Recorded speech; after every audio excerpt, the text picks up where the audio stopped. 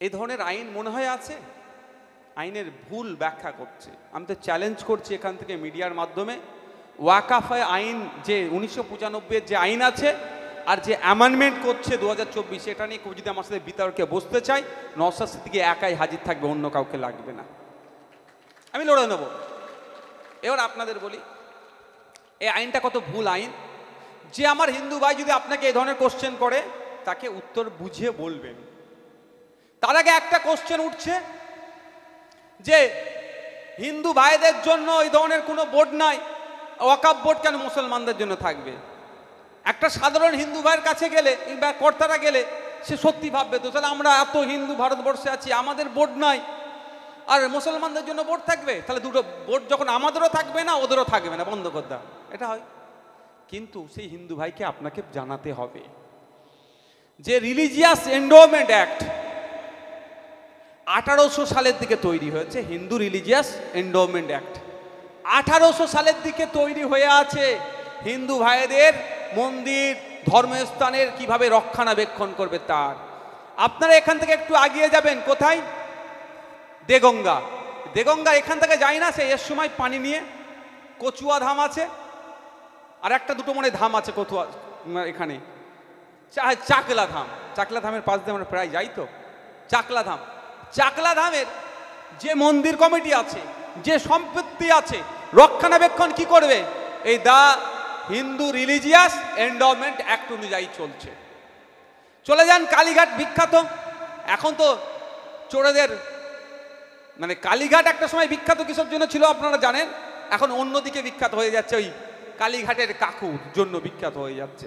তো কালীঘাটে যে মন্দির আছে, দক্ষিণেশ্বরে যে মন্দির আছে, আমাদের হুগলি বিখ্যাত মন্দির, বিভিন্ন জায়গায় যেগুলো আছে, সমস্ত বিষয়টাই কিন্তু the Hindu religious endowment act অনুযায়ী 1800 সালের দিকে তৈরি হয়েছে, সেই আইন অনুযায়ী চলছে।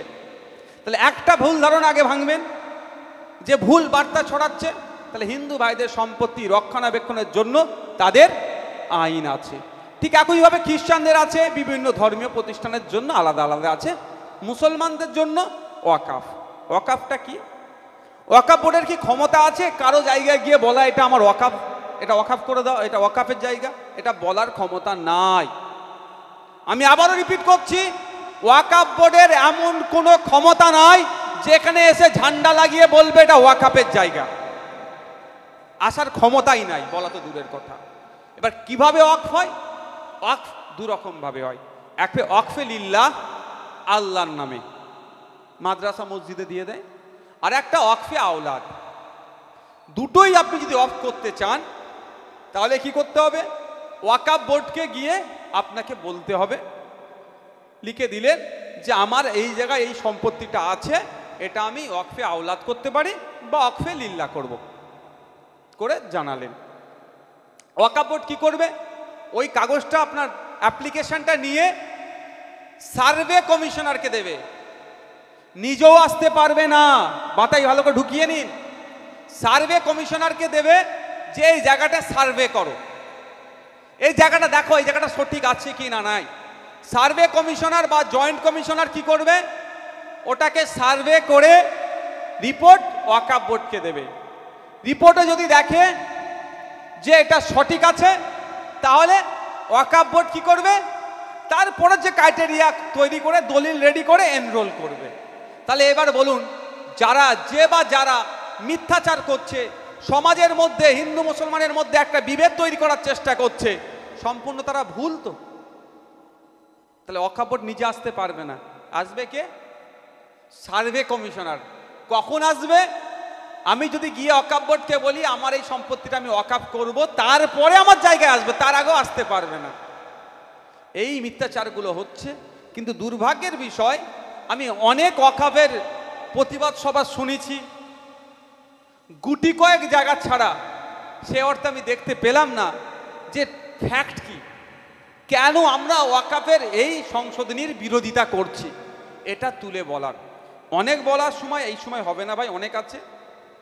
আর একটা যেটা চরমভাবে মুসলিম ধর্মীয় ভাবাবেগে আঘাত দিয়েছে এই সংশোধনীতে, ওখানে বলা আছে আপনি 5 বছর ধর্ম, মুসলিম ধর্ম প্র্যাকটিস করছেন, এটা কালেক্টর সার্টিফিকেট দেবে, তারপরেই আপনি ওয়াকফ করতে পারেন।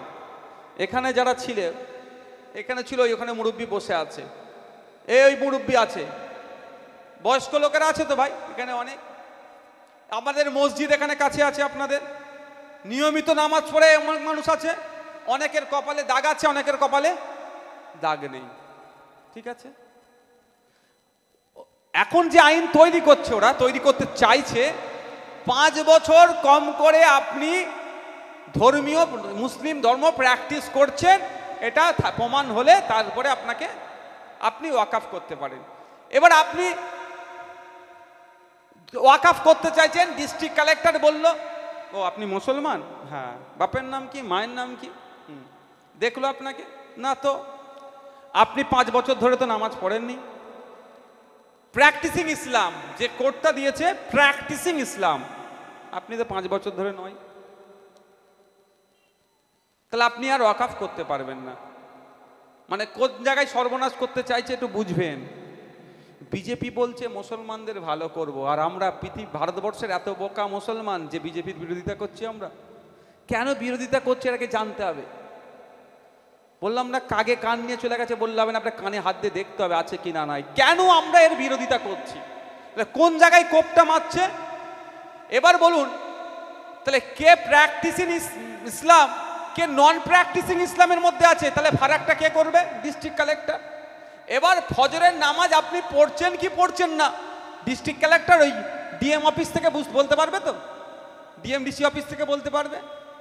তাহলে প্রতিটা মুসলমানের সাথে একটা করে অফিসার দিয়ে রাখতে হবে, রাজ্য সরকার নাহলে কেন্দ্র সরকারেরকে, যে রমজান মাস আসলে 1 মাস রোজা রাখছে কি রাখছে না, 5 ওয়াক্ত নামাজ পড়ছে কি পড়ছে না, ঠান্ডার সময় বয়স মানে ঠিকঠাক উজু করছে কি করছে না, জাকাত ঠিকঠাক দিচ্ছে কি দিচ্ছে না, কুরবানির সময় সমর্থ হওয়ার পরে সে কুরবানি দিচ্ছে কি দিচ্ছে না, সমর্থ থাকার পরে হজে যাচ্ছে কি যাচ্ছে না, এটা সবটা দেখতে হবে প্র্যাকটিসিং ইসলামের জন্য। তাহলে এটা দেখবে কিভাবে? তাহলে এক একটা মানুষ মুসলমান পিছু একটা করে অফিসার দিতে হবে, এটা কি সম্ভব? দেবে না। তখন আপনাকে কি করবে? আপনি যখন মনে করলেন ওয়াকফ করব, তাহলে আর ওয়াকফ আর করতে পারবেন না। কেন ওয়াকফ করা হয়? দুটো কারণে, একটা হচ্ছে আল্লাহর জন্য, আর একটা নিজের জন্য। নিজের জন্য কেমন? যে আপনি 10 বিঘে জায়গা কি 5 বিঘে জায়গা আপনি দেখলেন আমার ছেলেকে দিয়ে যাব আমি, এমনিভাবেও তো ছেলে মেয়েরা পাবে, কিন্তু যদি এমনি ছেড়ে রেখে যায় আপনার ছেলে হয়তো বেচে কিনে খেয়ে নিতে পারে। হয় না এরকম? বাপ সম্পত্তি রেখে গেছে, ছেলে বিক্রি করে খাচ্ছে কাজ কাম বাদ দিয়ে। বাপ বলছে না ও করতে দিলে হবে না, ছেলে না সম্পত্তি বিক্রি করতে পারে, তার জন্য একটা লাইন করতে হবে। কি? ওয়াকফ বোর্ডকে দিয়ে গেলে কি হবে? ছেলে সম্পত্তিটার বিক্রি করতে পারবে না, দেখভাল করতে পারবে, ডেভেলপ করতে পারবে, সব করতে পারবে, দলিলের নাম চেঞ্জ করতে পারবে না। দলিলের নাম চেঞ্জ করার ফলে আপনার সম্পত্তি আপনার নিচের 10 পুরুষও চলবে, যত চলবে ততই। আপনার ছেলে ভোগ করলো, আপনার পোতা ভোগ করলো, তার ছেলে তার ছেলে তার ছেলে করতে করতে সম্পত্তিটা ভোগ হলো, বিক্রি করতে পারবে না। এটাও কিন্তু কেন্দ্র সরকার বকলমে বন্ধ করতে চাইছে, বুঝবেন ভালো করে।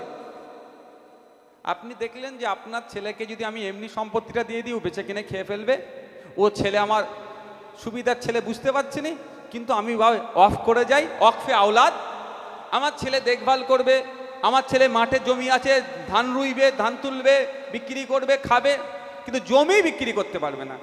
এজন্য ওয়াকফ করা যায়। এই ওয়াকফ করার, তাহলে ওয়াকফ বোর্ডের কাজ কি?